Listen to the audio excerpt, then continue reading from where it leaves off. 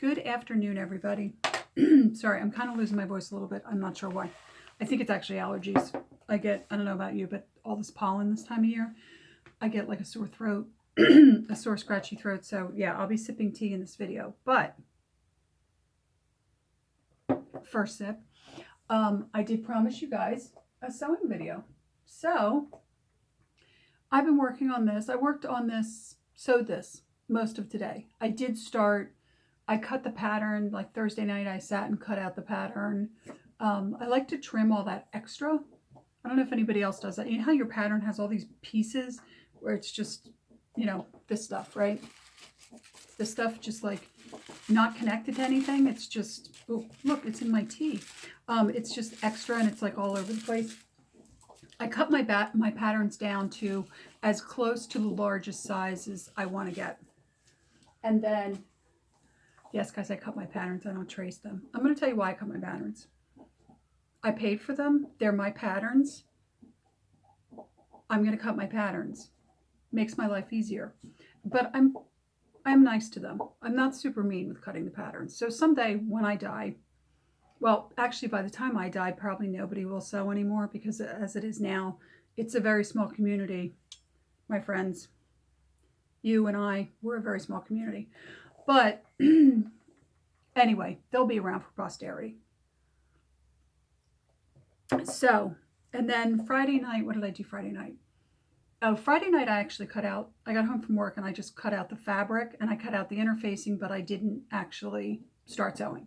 So I got up this morning, I did the interfacing, did all the interfacings like on this, right? Okay. And I started sewing and I only sewed for about 2 hours and I got this far. The reason I stopped here is both the collar and the sleeves are pretty intricate on this. So I know it's hard for you guys to see this fabric, but it's really beautiful. So I'm going to give you a close-up. That's the fabric. I know that on screen, let me see. Yeah, on screen it looks black, but it's actually not. It's a real dark chocolate brown, and then the pinkish color, reddish color is really like a nice raspberry, right? So I was originally going to make this shirt out of that fabric. So let me tell you a little bit about my method. But instead we're doing this, by the way. We're doing this. Remember, and I said this looked like the Peggy Carter shirt. I actually found someone who, I found her through Pinterest, which is kind of one of my other methods, who made this. And she did the alterations to make this pattern look exactly like the Agent Carter, the one in the version in Agent Carter. In fact, that episode was season 2, episode 1, and it was in blue. And she reproduced it. So I'm going to put her link to her website down below where she goes through the instructions. But I found her through Pinterest, which is another one of my methods. So let's talk about my methods a little bit. I'm disabled, and I'm kind of disabled twice. So I was born with dyslexia and something called dysphagia, which is this strange thing with numbers. And I think it's called dysphagia. Dysphagia? I don't know.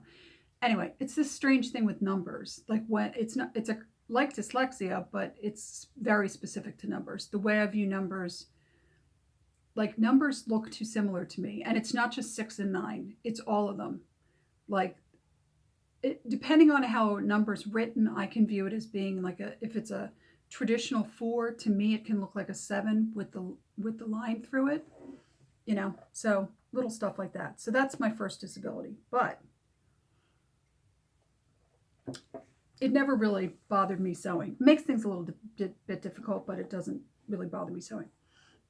My real disability is after I had the cancer, because it was bone marrow bone cancer, I have just chronic pain, like everywhere, systemic, head to toe. So bending over the sewing machine can hurt after a while. Bending over the iron can hurt after a while. Even bending over the table to cut the pattern can hurt. So I have to do things kind of in allotments. My new thing is I'm just going to sew for no more than 2 hours at any given time, but I'm going to try and sew for at least an hour every day. That's like my new kind of compromise with this, which is what I did. So that's how I deal with my disability. the method I use to deal with my disability is I do things over time. So the first night I sat and I cut all the excess off my pattern, and I iron my patterns. I iron my patterns so there's no creases in them, so that they're completely flat when they go on the fabric. After I've washed my fabric, I iron the fabric. So the fabric, same thing, is completely straight when I go to cut the pattern. Another thing I do is once I lay out the pattern and I've got the fabric laid out and ironed and everything, I use pins sparingly. Mostly I use weights. In fact, I use things like this as my weights.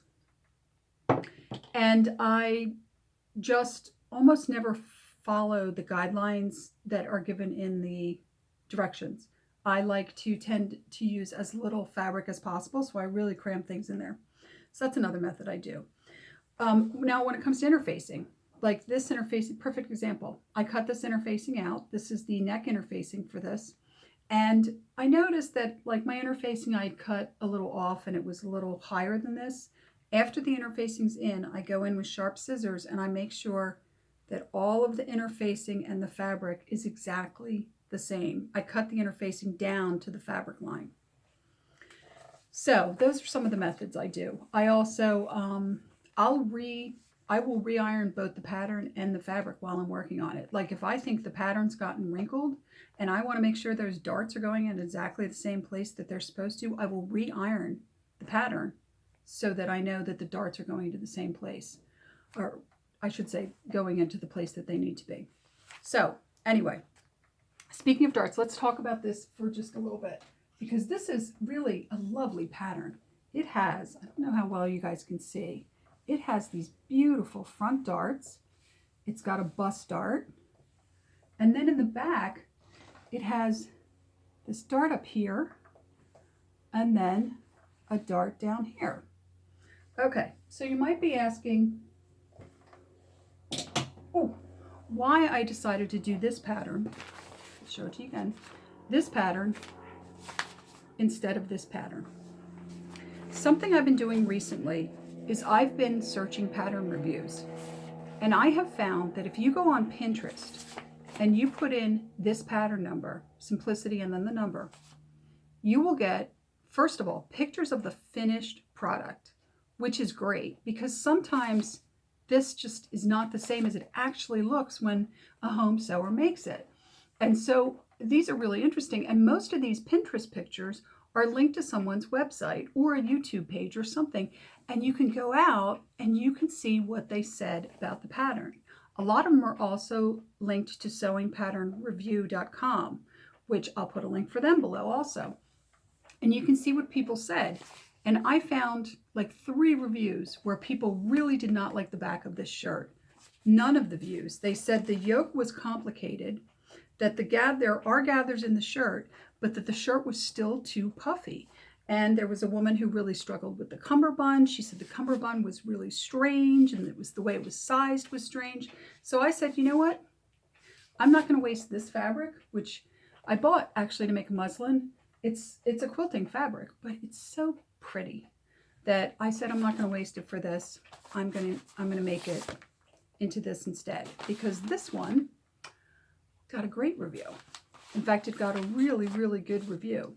So another person that I like to watch, and she's a very good sewer, is a woman. The name of her YouTube channel is Green Acre Vintage, and she's great. Also Vintage on Tap. She's really good. She does a lot of the Gertie patterns, so it's great to see her opinions. But by going out and searching these, it's helped me to make decisions about patterns I maybe don't want to sew, because I would have never thought that this was going to be really a lot of volume in the back, and everybody said that. The one woman actually, I think she actually said it made her feel like she looked like she had a hunchback, because even though there's darts and gathers, there was just too much volume back here. And the same with this pattern. I watched a review that a woman had done, read a review that a woman had done, and she said that she went back in and tightened up the bust darts because she felt like it was a little bit too voluminous in the top. So that is what had led me to make this decision to make this top instead. And I'm actually very happy with it. I think this is going to be beautiful. It has some very intricate sleeves. The sleeves are actually 2 pieces, which is interesting. And everyone did comment that had made this, that the sleeves were hard to ease in. But what's new, right? With me and sleeves, it's like I have karma for like difficult sleeves. But anyway, so that's kind of my method, guys, is I read these reviews. Like I said, I'm going to put all the links below. And so let's just talk a little bit more about the shirt. So I showed you the fabric. These are the buttons I'm going to be using. And I am going to put in my thumbnail, I'm going to put a close-up of these buttons because they are so cute. They're these beautiful, kind of a brown burgundy. It's a hard color to describe because it's kind of brown, but it's not. It's kind of burgundy. And I'm going to put those, I'm even going to cut the thread off. I'm going to put them in the thumbnail so you can really see the intricacy of the design. And then, but the problem is, like a lot of vintage things, I only had 4 of these buttons. So now I just have to find 2 of these. I don't know if you can see that button. It's just a shirt button, but it's in a burgundy, and it'll go very nicely with that. So I'll also put that in the thumbnail so you can see how they all kind of match up. For the sleeves of the, for the shirt sleeves, for the cuffs of the sleeves, because I only have 4 of these vintage buttons, and you need 4 on the front, but they're so beautiful. I'm dying to use them. So anyway, guys, as promised, that's my sewing video. I'm going to put all the links I mentioned down below, and I'll see you in the next video. And if you like this video, please like, subscribe, leave me a comment. I love comments. I'd love to know if anybody else had made this blouse or even this one and what they thought of them. And until the next video, I hope everybody has a happy weekend and a good week. And yeah, I'll see you in the next one. Bye, guys.